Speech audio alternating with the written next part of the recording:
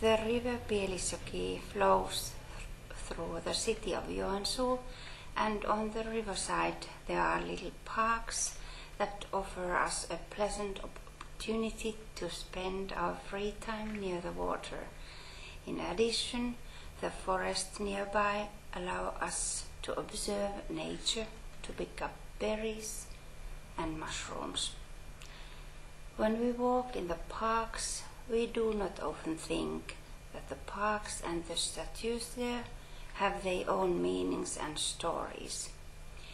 We wanted to find out about these stories for ourselves, so that perhaps we will be able to tell them to our children or guests sometime.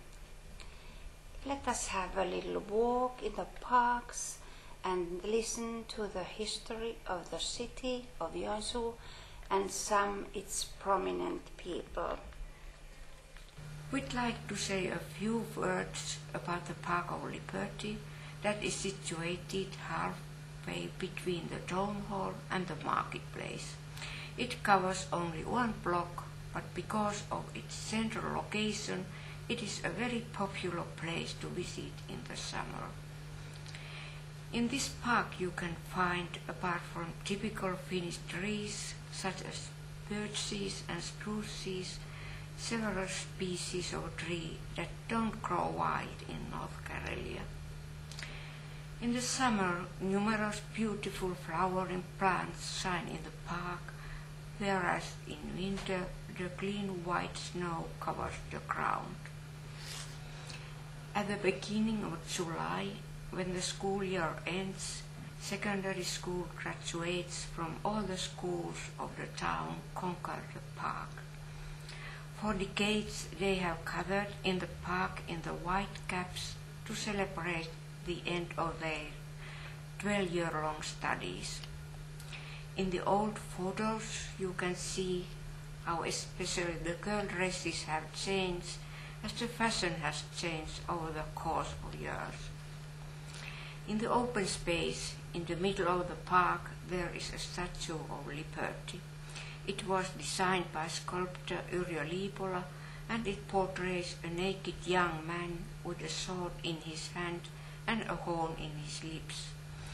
It was erected in commemoration of the War of Independence. The sculpture of the logjam breakers depicts two men with peaves in their hands working the logs into the current and clearing them from the shoreline so that they don't get jammed and block the river. The foundation promoting the lumberjack heritage and the town management decided to erect the monument in memory of the lumberjacks. It is said that one of the lumberjacks has the face of the designer and the other the face of the mayor at that time. Following the river down on the right bank, the whole area to your right forms one long and narrow park that continues all the way to the mouth of the river at Lake Pyhäselkä. Here you can also find a large park called the Park of the Birches. At the nearest end there is a monument dedicated to the shipping trade called Home Harbour. It might be hard to believe that a little inland town like Joensuu could be an important harbour, but the ship sailed from here all the way to England, France and the Mediterranean. Unfortunately, the shipping industry could not compete with the international rivalry because the winter makes the shipping season very short and because railway gradually took over the main means of transport. We hope you have enjoyed our little walk through the parks of Joensuu.